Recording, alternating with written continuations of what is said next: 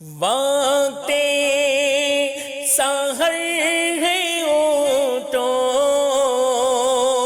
مولا سے لو لگاؤ، وقت سحر ہے اٹھو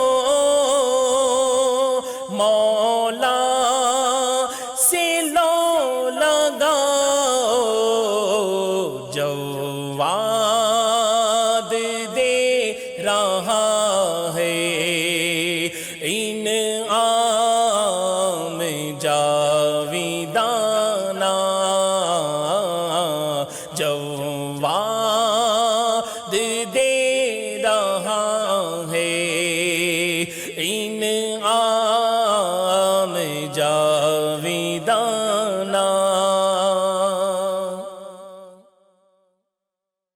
اعوذ باللہ من الشیطان الرجیم، بسم اللہ الرحمن الرحیم، الحمدللہ رب العالمین، والصلاة والسلام علی سید الانبیاء والمرسلین، اللہ رب محمد صلی اللہ علیہ وسلم، نحن عباد محمد صلی اللہ علیہ وسلم۔ لاکھوں کروڑ ہا کروڑ درود و سلام سرور کائنات، فخر موجودات، محمد مجتبیٰ احمد مصطفیٰ خاتم النبیین صلی اللہ تعالی علیہ وآلہ وسلم کی ذات پر انوار پر اللہ تبارک و تعالیٰ سے دعا ہے کہ وہ اپنے پیارے حبیب لبیب رؤوف الرحیم علیہ افضل الصلاۃ والتسلیم کے صدقے طفیل ماہ رمضان کی برکتیں ہمیں عطا فرمائیں۔ اس مہینے میں جو جہنم سے بندے آزاد ہوتے ہیں، اللہ تبارک و تعالیٰ ان آزاد شدہ بندوں میں ہمارا بھی نام فرما دے، ہمارا بھی نام شامل کر دے، اور ہماری بھی حتمی مغفرت فرما دے، اور خوب خوب ہمیں ماہ رمضان میں عبادات کرنے کی توفیق عطا فرمائے۔ حضور علیہ الصلاۃ والسلام نے ارشاد فرمایا، میری آنکھوں کی ٹھنڈک نماز ہے۔ اللہ تعالیٰ نے ہم مسلمانوں پر 5 نمازیں فرض فرمائیں۔ نماز دین کا ستون اور مومن کی معراج بھی ہے۔ نماز برائیوں سے رکنے کا سبب بھی اور نیکیوں کا خزانہ بھی ہے۔ نماز قبر میں راحت بھی اور بخشش کا ذریعہ بھی ہے۔ آج نماز کے ٹاپک پہ بات کرنے کے لیے ہمارے اسٹوڈیو میں ایک بار پھر ہماری اور ہمارے میم ٹی وی کی ہر دل عزیز شخصیت ہمارے درمیان موجود ہیں۔ حضرت سے جب بھی ہم ان کے قیمتی وقت میں سے وقت لیتے ہیں، آپ اپنا قیمتی وقت ہمارے لیے ہمیشہ دے دیتے ہیں۔ اللہ سے دعا ہے کہ اللہ ان کو عمر خضری عطا فرمائے اور ان کے علم میں عمل میں برکت عطا فرمائے۔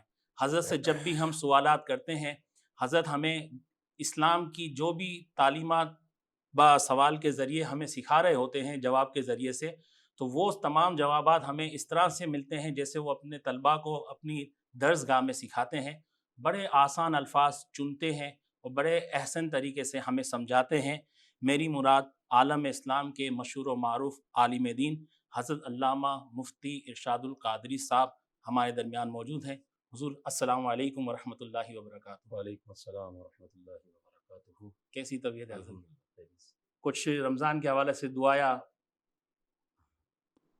بسم اللہ الرحمن الرحیم۔ رمضان کا مہینہ چونکہ جو ہے نیکی کے جو بیج بوئے جاتے ہیں، ٹھیک ہے نا، رجب کے مہینے میں حدیث کے مطابق، اور شعبان کے مہینے میں اس کو سینچا جاتا ہے، اور رمضان میں اس کی جو ہے کٹائی ہوتی ہے، ٹھیک ہے نا۔ تو رجب کا مہینہ چونکہ جو یاد رکھیے گا وہ مہینہ ہے کہ جس میں بندہ اپنے آپ کو تیار کرتا ہے، ٹھیک ہے نا، جیسے بیج بونے کا مہینہ، پھر شعبان سینچنے کا مہینہ، اور رمضان کا مہینہ جو ہے وہ کھیتی کو کاٹنے کا مہینہ قرار دیا گیا، ٹھیک ہے نا۔ تو اب اس حوالے سے یہ بات بھی ذہن میں رہے کہ جس نے بیج ہی نہ بویا ہو، صحیح نا، تو سینچنے کا عمل کہاں سے ہوگا؟ پھر اس کو اس کھیتی کا کاٹنے کے عمل کی طرف پیش قدمی تو اس سے ممکن ہی نہیں ہو سکے گی، ٹھیک ہے نا۔ تو بہرحال جو ہے یہ ایک لمحہ فکریہ ہے کہ یہاں پر بندہ سوچے کہ رمضان کا مہینہ ہمارے درمیان جو ہے نا آ چکا ہے، تو لہذا جو ہے اب اس صورت میں اسے یہ فکر کرنی چاہیے کہ آیا میں نے اپنی جو سابقہ زندگی ہے اس کے اندر اپنے جو ہے قیمتی اوقات کو میں نے کس طرح جو ہے ضائع کیا۔ تو اگر میں جو ہے اپنے آپ کو تیار کرتا تو اس ماہ مبارک میں رمضان میں اس نیکی کی کھیتی کو میں اب اس وقت کاٹ رہا ہوتا، ٹھیک ہے نا۔ تو بہرحال اب بھی وقت ہے، جب تک جو ہے اس روح کا تعلق اس جسم کے ساتھ ہے جی تو اس وقت تک اللہ تبارک و تعالیٰ نے جو ہے بندے کو ایک اختیار دیا ہے اور اس کو مہلت دی ہے مہلت دی. کہ اب بھی تمہارے پاس زندگی کے لمحات قیمتی موجود ہیں، ہم نے زندگی تمہیں جو عطا کی ہے اس سے تم فائدہ اٹھاؤ. تو اب بھی وقت ہے کہ بندہ جو ہے عقل کے جو ہے ناخن لے، اور عقل مندی کا تقاضا یہی ہے کہ اب رمضان کا مہینہ آ چکا ہے تو اب اس صورت میں جو ہے ان آنے والے جو لمحات ہیں جی ان سے وہ فائدہ اٹھائے. فائدہ اٹھائے. کہ ایک یعنی کہ یوں سمجھ لیجئے کہ سمجھانے کے لیے ایک مقولہ ہے کہ سمندر کی لہروں کو گنتے گنتے اگر اتفاقاً کوئی سمندر کی لہر چھوٹ جائے ہاں ہاں ہاں تو اس چھوٹی ہوئی لہر کے غم میں ان لہروں کو مت گوا دینا جو آنے والی جو آنے والی ہیں. سبحان اللہ. کیا تو مثال. لہذا جو زندگی کے لمحات گزر گئے وہ آپ نے جو ہے اس سے فائدہ نہ کیا، حاصل نہ استفادہ نہیں کیا، تو اب ہونا یہ چاہیے کہ آنے والی زندگی کی طرف جو ہے وہ اب توجہ کرے اور رب کے حضور صدق کے دل سے اس ماہ مبارک میں رمضان کے مہینے میں، چونکہ اللہ تبارک و تعالیٰ کی رحمت اس پہ اس قدر جو ہے برستی ہے کہ روزانہ اللہ تعالیٰ ان گنت گناہ گاروں کو جہنم سے آزادی کے فرمانے عطا فرماتا ہے. سبحان اللہ. تو سبحان اللہ. لہذا جو ہے اب ضرورت اس عمر کی کہ اس مہینے سے بھرپور فائدہ اٹھایا جائے اور سستی اور تساہل اور تکاسل جو ہے اس کے لبادے کو اتار کر جو ہے رکھ دیا جائے. بہت شکریہ حضرت. سوالوں کا سلسلہ ہم شروع کرتے ہیں. آج کا جو ہمارا سوال ہے حضرت کہ نماز تمام عبادت میں کیوں افضل ہے، اس کو اتنی اہمیت کیوں حاصل ہے؟ بسم اللہ الرحمن الرحیم الحمد للہ والصلاۃ علی نبیہ وعلی آلہ واصحابہ المتأدبین بآدابہ. بسم اللہ الرحمن الرحیم. قال اللہ تبارک و تعالی فی القرآن المجید الذین یؤمنون بالغیب ویقیمون الصلاة ومما رزقناہم ینفقون. وقال النبی صلی اللہ علیہ وسلم جعلت قرۃ عین فی الصلاة او کما قال علیہ الصلاۃ والسلام. صدق اللہ مولانا العظیم وصدق رسولہ النبی الکریم الامین. جی شاہد بھائی، نماز کے متعلق جو آپ نے سوال جو میری طرف منتقل کیا، سوال جو پوچھا ہے کہ نماز کو اتنی فضیلت کیوں حاصل ہے اور نماز کو کیوں افضل قرار دیا گیا. دیکھیے، قرآن کی آیات الحمد سے لے کر الناس تک کوئی بھی ایسی عبادت آپ کو نہیں ملے گی کہ جس کی کا تذکر اللہ تبارک و تعالیٰ نے بار بار کیا ہو. دیکھیے کہ نماز ایک ایسی عبادت ہے جس کا تذکر اللہ نے 90 سے زیادہ مقامات پر بیان فرمایا ہے. 90 سے زیادہ مقامات پر جو ہے نماز کا تذکرہ اللہ تبارک و تعالیٰ نے بیان فرمایا ہے. تو اب نماز کو تکرار کے ساتھ بیان کرنا سیدھی سی بات ہے کہ کسی چیز کی اہمیت کو جب اجاگر کرنا ہوتا ہے، ٹھیک ہے نا، تو یہ ایک بلاغت کا اصول ہے کہ علم بلاغت کی طرف ہم جائیں گے تو علم بلاغت کا اصول ہے کہ جب کسی کی اہمیت کو جو ہے بیان کرنا ہو تو اس کو جو ہے بار بار دہرایا جاتا ہے، اس کا اعادہ کیا جاتا ہے، اس کی تکرار کی جاتی ہے. یہی وجہ ہے کہ آپ نے دیکھا ہوگا کہ آقا کریم علیہ الصلوۃ والسلام کے فرامین کو آپ دیکھیے، احادیث کے مجموعے میں جس جگہ پر میرے آقا نے کسی چیز کو جو ہے اہمیت دینی ہوتی تو اس کو جو ہے تکرار کے ساتھ بیان فرماتے ہیں، اس کو 3 مرتبہ بیان فرماتے ہیں. اللہ اکبر. ایک بار نہیں، 2 بار نہیں، بلکہ 3 بار. تو یہ 3 بار بیان کرنے کا مقصد یہ ہوتا ہے کہ اس کی اہمیت کو بتانا مقصد ہے. تو تکرار کا مقصد یہی ہوتا ہے کہ اس کی اہمیت، اور قرآن نے 90 سے زیادہ مقامات پر جو ہے نماز کا تذکرہ کیا، تو اس سے پتہ چلتا ہے کہ نماز کی کس قدر اہمیت ہے اور کس قدر جو ہے فضیلت ہے. پھر احادیث آ جائیے، احادیث بھری پڑی ہیں کہ نماز ایسی عبادت ہے کہ مختلف انداز اور مختلف پیرائے میں اور مختلف مقامات پر مقتضی حال کے مطابق آقا کریم صلی اللہ علیہ وسلم نے جو ہے اس نماز کی اہمیت کو جو ہے اجاگر کیا ہے. یہ تو قرآن و حدیث کے حوالے سے ہو گئے. اب آ جائیے جو ہے ایک عقلی طور پر ہم جو ہے نماز کی فضیلت کو بھی سماعت فرماتا ہے، جس کا استخراج اور یہ عقلی دلیل کا بھی استخراج قرآن و حدیث سے ہی ہے کہ آپ دیکھیے کہ یہاں پر کہ عام جو عبادات ہیں، ٹھیک ہے نا، ان کی فرضیت کا جو محل ہے، مقام، وہ زمین ہے. حج ہے، روزہ ہے، زکوٰۃ ہے، یا پھر جو ہے جہاد ہے، یا دیگر جو ہے واجبات شرعیہ، ان کو اللہ تبارک و تعالیٰ نے جو ہے فرض کیا تو زمین پر فرض کیا ہے. لیکن نماز ایک واحد عبادت ہے جس کی فرضیت کی بات آئی تو اللہ نے معراج کی رات بلایا، اور معراج کی رات بلا کر جو ہے نماز کا ایک عظیم تحفہ عطا فرمایا. تو اس سے بڑھ کر نماز کی فضیلت اور افضلیت کے بارے میں اور کیا دلیل ہو سکتی ہے کہ نماز ایک واحد عبادت ہے جس کو اللہ تعالیٰ نے جو ہے آسمان میں فرض کیا ہے، ٹھیک ہے نا، اور باقی عبادت کو جو ہے فرض کیا ہے تو وہ زمین پر ہی کیا ہے. تو محل وقوع بدل گیا کہ محل فرضیت اور محل واجبیت جو ہے بدل گیا کہ آسمان پر نماز کو فرض کیا گیا، باقی عبادت کو جو ہے زمین میں فرض کیا جائے. اس طریقے سے جو ہے اور بھی فضیلت کی طرف ہم آتے ہیں کہ نماز ایک واحد عبادت ہے جو ایمان اور کفر ایمان اور نفاق کے مابین امتیاز ہے. جی جی جی فرق کرنے فرق کا کرنے ایک جو ہے طریقہ ہے, فرق کرنے کا معیار ہے, کسوٹی ہے, میزان ہے کہ نماز ہی ایک واحد عبادت ہے کہ جس کے ذریعے جو ہے مومن اور کافر, مومن اور منافق کے درمیان جو ہے فرق کیا جاتا ہے. تو مابین امتیاز, کیونکہ جہاں مابین اشتراک ہوتا ہے, کامن فیکٹر جہاں پر آ جائے تو وہاں پر جو ہے اس کامن مفہوم کو یا اس اشتراکیت کو ختم کرنے کے لیے وہاں پر جو ہے پھر امتیاز کو لانا, ایک فرق کو لانا ضروری ہوتا ہے. اور یہ نماز ہی مومن اور کافر کے درمیان اور مومن اور منافق کے درمیان مابین امتیاز کا جو ہے یہ جو ہے ایک حق ادا کرتی ہے. حضرت یہاں پہ انشاءاللہ ہمیں ایک وقفے کی طرف جانا ہے, انشاءاللہ اسی گفتگو کو آگے ہم کنٹینیو کریں, ملتے ہیں انشاءاللہ ایک چھوٹے سے وقت سے ٹرانسمیشن میں. ایک بار پھر ہمارے تمام ویورز کو خوش آمدید کہتے ہیں. جی حضور, ہم بات کا سلسلہ وہیں سے شروع کرتے ہیں جہاں منقطع ہوا تھا. جی, نماز کی فضیلت کو یعنی کہ اجاگر کیا جا رہا تھا کہ نماز جو ہے تمام عبادات سے افضل قرار دی گئی, ٹھیک ہے نا. اب ہم اس کو جو ہے نا اس عبادت کو دیگر جو ہے عبادت سے جو ہے کمپیئر کرتے ہیں, ٹھیک ہے, اس کا تقابل کرتے ہیں, اس کا موازنہ کرتے ہیں. نماز ایک واحد عبادت ہے کہ جو تمام عبادات کا مجموعہ بھی ہے اور تمام عبادات کا خلاصہ بھی ہے, حاصل کلام جس کو کہا جاتا ہے, حاصل. اب کس طرح, سیدھی سی بات ہے. اب دیکھیے کہ جو نا تمام عبادات اور افضل العبادات یا اساس العبادات وہ ہے توحید و رسالت کا اقرار کرنا, ایمان جس کو کہا جاتا ہے. نماز کے اندر اس کا بھی جو ہے آپ کو ایک عملی نمونہ ملے گا. جب تحیات میں بندہ بیٹھتا ہے تو اللہ تعالیٰ کی توحید اور اس کی اللہ کے رسول کی رسالت کا اقرار کرتا ہے. تو توحید و رسالت اس کے اندر آ گئی. پھر آگے کی طرف سے آ جائیے کہ ہم جو ہے اس میں روزے کی بات کرتے ہیں کہ نمازی جب تک نماز میں ہوتا ہے گویا کہ ایک روزے کی شکل و صورت اس نے اختیار کی ہوئی ہوتی ہے, کہ گویا کہ یوں سمجھ لیجئے کہ یہاں پر وہ کھانے پینے اور جماع سے اپنے آپ کو روکا ہوا ہے, ٹھیک ہے. پھر آ جائیے یہاں پر کہ زکوٰۃ کا عنصر بھی اسی نماز کے ایک عبادت کے اندر پایا جا رہا ہوتا ہے کہ وہ اپنا مال خرچ کرتا ہے, ٹھیک ہے نا, اپنے جسم پر, اپنی طہارت کے لیے, پاکیزگی کے لیے. تو یہ مال کے خرچ کرنے کا عنصر زکوٰۃ کی صورت میں نماز میں موجود ہے, ٹھیک ہے نا. پھر آگے چلیے, نماز کے اندر استقبال قبلہ کر رہا ہوتا ہے, تو اس میں ایک حج, کعبۃ اللہ کے حج کی طرف اشتیاق پایا جا رہا ہوتا ہے, ٹھیک ہے نا. تو یعنی کہ اسی طریقے سے مومنین کے لیے اخلاص, جب سلام پھیرتا ہے تو السلام علیکم ورحمۃ اللہ, فرشتوں کی نیت کر رہا ہے, ایمان والوں کی نیت کر رہا ہے. اس طریقے سے اللہ اور اس کے رسول کی تعظیم و تکریم کر رہا ہے, قرآن کی تلاوت کر رہا ہے. یعنی کہ یوں سمجھ لیجئے کہ ایک عبادات کے اندر جہاد کی بات آتی ہے تو اللہ تبارک و تعالیٰ کے فضل و کرم سے وہ نماز کی حالت میں شیطان سے بھی جو ہے جہاد کر رہا ہوتا ہے, سبحان اللہ, اور نفس سے بھی جہاد کر رہا ہوتا ہے. تو گویا کہ ایک ہی عبادت کے اندر اللہ تبارک و تعالیٰ نے تمام عبادات کے خلاصے کے طور پر جو ہے یوں سمجھیے نماز کے اندر, اس ایک نماز کے اندر, ایک عبادت کے اندر تمام عبادات کو جمع کر کے رکھ دیا ہے. سبحان اللہ, ماشاءاللہ. جیسا میں نے کہا کہ حضرت سے کوئی بھی سوال کریں اس کی پوری گرہ کھول دیتے ہیں, اور نئی چیز آج تو سیکھنے کے لیے ملی. کتنی پیاری باتیں بتائی ہیں حضرت. نماز کیسے بھلا کسی کو برائی سے روک سکتی ہے اور بے حیائی سے روکتی ہے, مطلب یہ کیسے ممکن ہے؟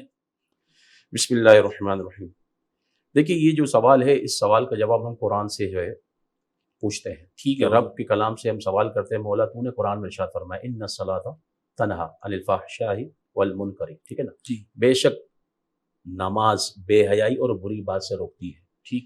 یہ رب کا فرمان ہے, اور رب کا جو فرمان ہے اس میں کوئی شک کی گنجائش نہیں, بالکل. اور یہاں پر یاد رکھیے گا, اب یہ بلاغت کا ایک قاعدہ کلیہ ہے کہ جب جو ہے سامنے والا, یعنی کہ آپ کا جو مخاطب ہے آپ کا سامنے, جب اس کی کیفیت اور اس کا جو ہے اس کی جو کنڈیشن ہے نا, اگر وہ انکاری ہو, مطلب وہ منکر ہو کسی بھی چیز کا, تو اب کلام کو آپ تاکید سے لے کر آئیں گے. تو اللہ تبارک و تعالیٰ نے جو ہے ان تمام شکوک و شبہات کو رفع کرنے کے لیے اور سامنے والے سامع اور مخاطب کے انکار کو دفع کرنے کے لیے اپنے کلام کی ابتدا ہی انا جو کلمہ تحقیق ہے, جو ہر قسم کے شک کو دفع کرنے کے لیے, کیونکہ انا کا معنی یہ بے شک, اس میں کوئی شک نہیں کہ نماز بے حیائی اور بری بات سے روکتی ہے. اب اس پر مفسرین نے جو ہے قلم چلایا.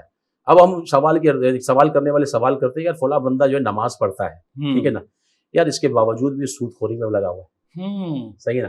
اس کے باوجود دیگر بے حیائی, بے غیرتی, عریانی, فحاشی یا دیگر جو ہے خلاف شرع امور کا وہ ارتکاب بھی کر رہا ہوتا ہے, ایمان والوں کو دھوکہ بھی دے رہا ہوتا ہے, جھوٹ بھی بول رہا ہوتا ہے, دیگر جو ہے گناہوں کا ارتکاب بھی کر رہا ہوتا ہے. لیکن قرآن تو کہتا ہے ان الصلاۃ تنہی عن الفحشاء والمنکر, کہ بے شک نماز تو جو ہے وہ بے حیائی اور بری بات سے روکتی ہے. تو اب سوال یہ پیدا ہوتا ہے کہ ذرا قرآن تو یہ کہہ رہا ہے, اور جو ہے اب نماز پڑھنے والا جو نمازی ہے اس کے باوجود بھی بے حیائی بری باتوں سے رک نہیں رہا اور گناہوں کے ارتکاب کو مسلسل کیے جا رہا ہے. تو اب یہاں پر یاد رکھیں, مفسرین نے یہاں پر قلم چلایا اور کہا کہ بھائی اس کا جو ہے ایک معنی اور اس کی ایک تفسیر یہ ہے کہ نماز بندہ پڑھتا رہے. اس چیز کو دیکھ کر بندہ یار میرے اندر تبدیلی نہیں آ رہی، تو اس کا مطلب یہ نہ لے، وہ نتیجہ یہ نہ اخذ کرے کہ یار نماز تو مجھ کو بے حیائی بری بات سے نہیں روک رہی، حالانکہ قرآن تو کہتا ہے بے شک نماز بے حیائی بری بات اور خلاف شرع امور سے روکتی ہے. تو نماز ترک نہ کرے، ایک وقت ایسا آئے گا کہ نماز کی برکت سے وہ ان برائیوں سے بچ جائے گا. ایک تفسیر. دوسری تفسیر یہ ہے کہ یہاں پر جو ہے علماء نے یہ بیان کیا کہ اس آیت کا مطلب اگر ہم اس کو ظاہر پر رکھیں، ٹھیک ہے نا، جس وقت وہ نماز میں ہوتا ہے کم از کم اس وقت تک تو بے حیائی سے بچا ہوتا ہے. صحیح. ان الصلاۃ تنہی عن الفحشاء والمنکر. 5 منٹ کا وقت ہو، 10 منٹ کا وقت ہو، 15 منٹ کا وقت ہو، 20 منٹ کا وقت ہو، تو اس 20 منٹ کے دورانیے کے اندر کم از کم وہ برائی سے تو بچا ہوتا ہے نا. بالکل. اب قرآن کی آیت اپنی جگہ پر بالکل صادق آ رہی ہے کہ نماز جو ہے جب تک نمازی نماز کی حالت میں ہوتا ہے اس وقت تک وہ بہرحال بے حیائی اور یعنی اور یا خلاف شرع کام سے وہ بچتا رہتا ہے. اس طریقے سے یہاں پر ایک بات اور بھی ایڈ کر دوں، مفتی احمد یار خان نعیمی علیہ رحمہ وہ فرماتے ہیں کہ میرے نماز میں مجھے جو ہے نا یہی نماز چھوڑنی نہیں چاہیے، کہ نماز کو مسلسل بندہ جو ہے جاری رکھے کہ اس کا نتیجہ ثمرہ بہرحال بعد میں برآمد ہو کر ہی رہے گا. اب انہوں نے اپنے جو ہے پیر و مرشد نعیم الدین مراد آبادی علیہ رحمہ ان سے جو عرض کی کہ اللہ کے حضرت جو ہے نا میرا جو دل ہے صحیح نا وہ مطمئن نہیں ہوتا، نماز میں دل نہیں لگتا. نماز پڑھتا ہوں لیکن نماز میں دل نہیں لگتا. تو حضرت نے فرمایا کہ مولانا کہیں آپ نے نماز چھوڑ تو نہ دی؟ اللہ. کہا نہیں ہے، ایسا کیسے ہو سکتا ہے حضرت؟ تو کہا نماز پڑھتے رہو، کہ تم جو نماز پڑھ رہے ہو، نماز ادا کر رہے ہو، باوجود اس کے کہ دل نہیں لگ رہا لیکن پھر بھی تم نماز پڑھ رہے ہو. تو یہاں پر بہت اچھی بات کی مفتی احمد یار خان نعیمی علیہ رحمہ فرماتے کہ وہ بات آج تک میرے دل کے گرہ میں لگی ہوئی ہے، بندی ہوئی ہے. انہوں نے جو جواب دیا، میرا دل اتنا خوش ہوا اور بالکل میں مطمئن ہو گیا کہ حضرت نے فرمایا کہ سنو کہ جو نماز پڑھتے ہیں صحیح نا اور ان کو لطف آتا ہے صحیح نا، ان کو جو ہے ایک استلذاذی کیفیت حاصل ہوتی ہے، تو وہ نماز جو ہے لطف کے لیے پڑھ رہے ہوتے ہیں. اللہ. اور تمہیں جو ہے لطف نہیں آ رہا پھر بھی نماز تم پڑھ رہے ہو، تو تم نماز رب کے لیے پڑھ رہے ہو. سبحان اللہ سبحان اللہ. تو دونوں میں یعنی کہ یہ جواب حضرت فرماتے ہیں کہ اتنا میرے دل کو اس نے تسکین پہنچائی اور اتنا اطمینان ہوا کہ نماز میں دل نہ بھی لگے تب بھی نماز پڑھو، کہ جو یعنی کہ لذت کے لیے نماز پڑھتے ہیں تو ان کو جو ہے لذت کے حصول کے لیے نماز کی طرف جو ہے نا راغب ہونا پڑتا ہے، لیکن دل راغب نہیں بھی ہو رہا پھر بھی آپ نماز پڑھ رہے ہو تو گویا کہ تم نماز پھر رب کے لیے پڑھ رہے ہو. اللہ صحیح ہے. تو یہ جو ہے بہت اچھے انداز میں جواب دیا جس کی وجہ سے حضرت فرماتے ہیں میں بالکل مطمئن ہو گئے. سبحان اللہ ماشاء اللہ. حضرت یہ تو آپ نے بات بڑی واضح بیان کر دی بے حیائی و برائی کے حوالے سے. پھر میرا اس سے ہی ریلیٹڈ ایک سوال ہے، پھر نماز میں خشوع اور خضوع کس طرح سے پیدا کیا جائے؟ دیکھیے خشوع کا تعلق ظاہر سے ہے اور خضوع کا تعلق جو ہے باطن سے ہے، یعنی کہ ظاہری اور باطنی طور پر جو ہے رب کا خوف اور اس کا ڈر، ٹھیک ہے نا، یہ بندہ اپنے اوپر طاری کرے، یہ کیفیت کا طاری ہونا، اس کو خشوع خضوع کہا جاتا ہے. ٹھیک ہے. یاد رکھیے گا نماز کے اندر خشوع اور خضوع کے حصول کے لیے نماز کے باہر جو ہے کچھ افعال اور جو ہے کچھ اعمال کا کیا ہے ارتکاب کرنا اور کچھ چیزوں کا جو ہے بجا لانا ضروری ہوتا ہے. جی. سب سے اہم بات ہماری عبادات اور ہماری دعاؤں میں سب سے جو اہم عنصر ہے وہ ہے رزق کے لقمے کا. بالکل رزق کے لقمے کا بہت بڑا عمل دخل ہے اس کے اندر کہ رزق کا لقمہ اگر جو ہے وہ جائز اور حلال ذریعے سے ہے تو یاد رکھیے گا اب وہ جب باطن میں جاتا ہے تو نور ہو جائے گا، ٹھیک ہے نا، اور پھر نماز کے اندر بندہ کھڑا ہوگا تو پھر خشوع اور خضوع کی کیفیت جو ہے اس پر طاری ہوگی. ایک بندے کا جو ہے کھانا پینا سب کچھ حرام ہو، لباس حرام ہو اور اس کے بعد جو ہے وہ پھر جو ہے نماز بھی پڑھے، نماز کے بعد پھر دعائیں بھی کرے. یہی وجہ ہے کہ آج دعائیں جو ہے قبول نہیں کی جاتی، قبول نہیں ہوتی. تو اس کا ایک جو ہے ہم جو ہے دراصل خود احتسابی کے عمل سے اپنے آپ کو نہیں گزارتے، اپنے آپ کو خود احتسابی کے عمل سے گزاریں اور اس کی طرف ہمیں توجہ دینی چاہیے کہ آخر ہماری دعائیں کیوں نہیں قبول ہو رہی. تو اس میں سب سے اہم جو ہے عنصر ہے وہ ہے رزق کے لقمے کا. کہ خشوع خضوع اگر نماز کے اندر پیدا کرنا ہے تو اس صورت میں یاد رکھیے گا اپنے جو ہے اعمال کو، اپنے افعال کو نماز کی جو باہر ہے اس کو جو ہے درست کرنا پڑے گا. میری ہر عبادت، میری ہر دعا میں خشوع و خضوع عطا کر یا الہی. یہاں پہ وقت ہوا ہے چھوٹے سے وقفے کا، ملتے ہیں چھوٹے سے وقفے کے بعد۔ جو وقت صحت ٹرانسمیشن میں ایک بار پھر ہمارے تمام ویورز کو خوش آمدید کہتے ہیں۔ حضور، نماز کوئی سرے سے پڑھتا ہی نہ ہو اور جب عید الفطر، عید الاضحیٰ یا کبھی کبھار جمعے کی نماز ادا کرتا ہے تو ان لوگوں کے حوالے سے آپ کیا ارشاد فرمائیں گے؟ بسم اللہ الرحمن الرحیم۔ دیکھیے سوال بھی بہت اہمیت کا حامل ہے، نماز نہ پڑھنا۔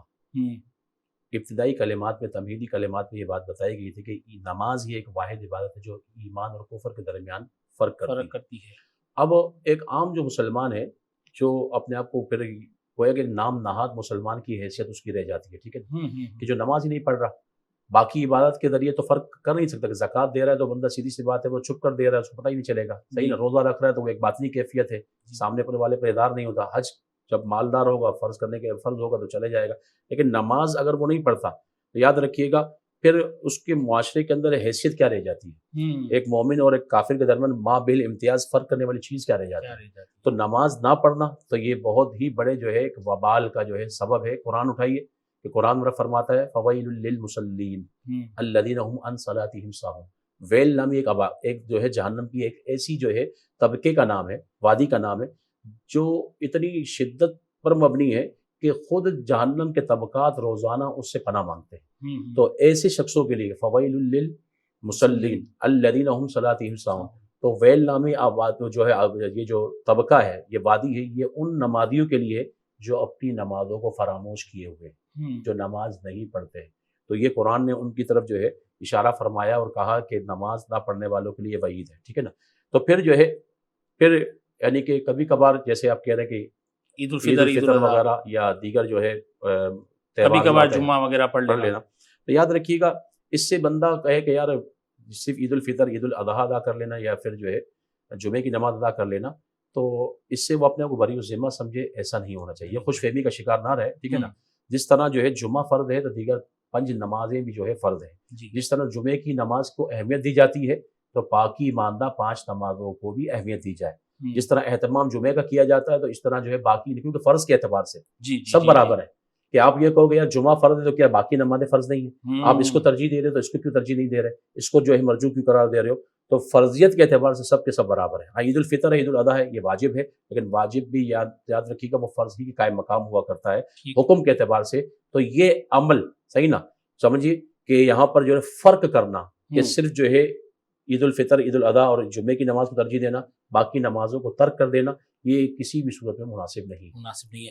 اچھا حضور، بسا اوقات ایسا بھی ہوا ہے کہ آدمی اپنی حیاتی میں اپنے گھر والوں کو وصیت کر رہا ہوتا ہے کہ میں مر جاؤں تو میری تمام نمازوں کا اور روزوں کا کفارہ ادا کر دینا، تو کیا یہ بعد مرنے کے نماز کا کفارہ بھی قابل قبول ہے اور کیا اس کا عذاب میں کیا تخفیف ہو جاتی ہے؟ بسم اللہ الرحمن الرحیم۔ سب سے پہلی بات تو یہ ہے کہ جو نا نماز کا تعلق حقوق اللہ سے ہے، ٹھیک ہے، اللہ کے حقوق میں سے، ٹھیک ہے نا، یہ اللہ کے سپرد ہے۔ نماز نہیں پڑھی تو توبہ کرے سچے دل سے، اور پھر جو ہے رب کے حضور کہے کہ وہ پھر رب کے سپرد ہے، رب چاہے گا تو معاف کر دے گا، رب چاہے گا تو نہیں معاف کرے گا، یہ سیدھی سی بات ہے، اس کے جو ہے ذمہ کرم پر یہ بات موقوف ہے، ٹھیک ہے نا۔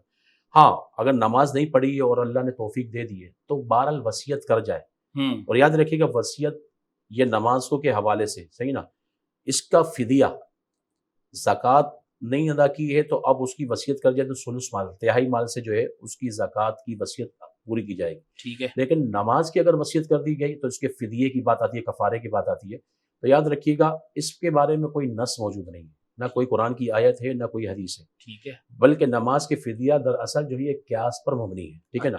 اس کو قیاس کیا گیا روزوں کے کفارے پر، کہ روزے کے فدیے پر، جس طرح روزہ کوئی نہیں رکھتا تو ایک فدیہ، ایک صدقہ فطر ایک روزے کے بدلے ادا کر دے، تو فقہائے کرام یہاں پر اللہ کی ذات سے امید کرتے ہوئے یہ حکم بیان کرتے ہیں کہ اگر کوئی نماز نہیں ادا کر سکا کسی بھی وجہ سے تو اب وہ وصیت کر جائے، تو اب اس کے ورثاء جو ہے پسماندگان اگر وہ جو ہے اس کی نمازوں کا فدیہ، یعنی کہ ایک دن میں 6 نمازیں بنتی ہیں، 5 نمازیں اور ایک واجب الوتر، 6 نمازیں ہوتی ہیں، 6 نمازوں کا جو فدیہ ہے وہ حساب کتاب لگا کر جو ہے روزوں پر قیاس کرتے ہوئے وہ فدیہ اور کفارہ ادا کریں گے، تو پھر آخر میں قید لگاتے فقہا، کفارہ ادا کرنے کے بعد اب جو ہے اللہ کی ذات سے امید ہم رکھیں گے کہ اللہ تبارک و تعالیٰ اس کے اس نماز کی ادائیگی میں جو کوتاہی ہوئی ہے وہ معاف فرما دے، ورنہ جو ہے شرعاً جو ہے کوئی نص نماز کی فدیے کی ادائیگی میں نہیں ہے۔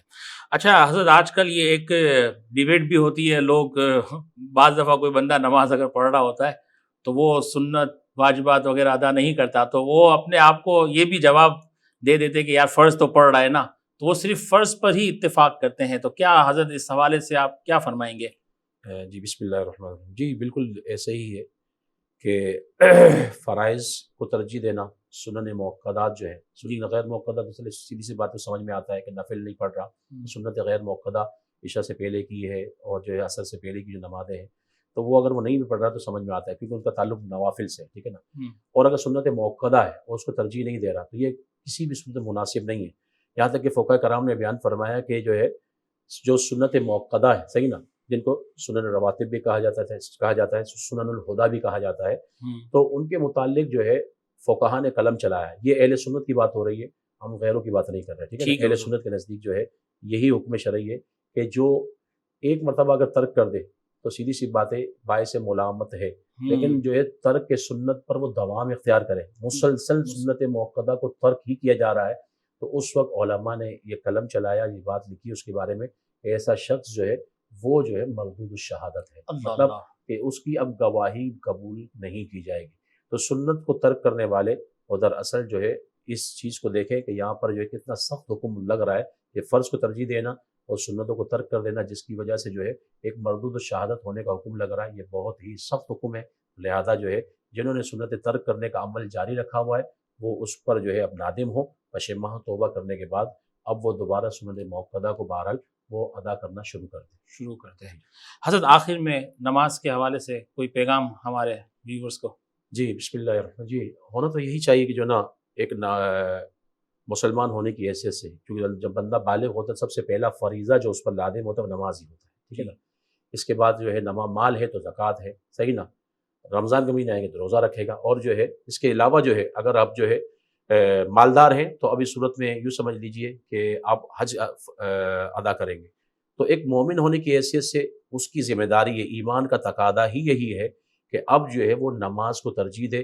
آخر میں ایک بات یہ کہوں گا کہ میرے اور آپ کے نبی نے ارشاد فرمایا جعلت قرۃ عین فی الصلاۃ، میرے آقا نے فرمایا کہ نماز میری آنکھوں کی ٹھنڈک نماز میں رکھی گئی ہے۔ اب ایک مومن کو چاہیے کہ وہ نماز پڑھ کر اپنے نبی کی آنکھوں کی ٹھنڈک میں وہ اضافہ کرے، تو ایک مومن کے لیے اتنا ہی کافی اور وافی۔ بہت بہت شکریہ حضرت، آپ نے اپنے قیمتی وقت میں سے ہمارے لیے وقت نکالا۔ اللہ تبارک و تعالیٰ آپ کا آنا قبول و منظور فرمائے۔ یہاں ہمارے پروگرام کا اختتام ہوا چاہتا ہے۔ تمام ہمارے ویورز سے میری التماس ہے جب بھی دعا کریں ہمارے لیے مفتی صاحب کے لیے دعا کریں، اللہ ہم سب کا ایمان خاتمہ بالخیر فرمائیں، خوب عبادت کریں، رمضان کے مہینے میں خوب برکتیں حاصل کریں اور اپنی حتمی مغفرت کا سامان بھی کریں۔ دعاؤں کی التماس، اجازت چاہے گا شاہد الحق نوری۔ السلام علیکم ورحمۃ اللہ وبرکاتہ۔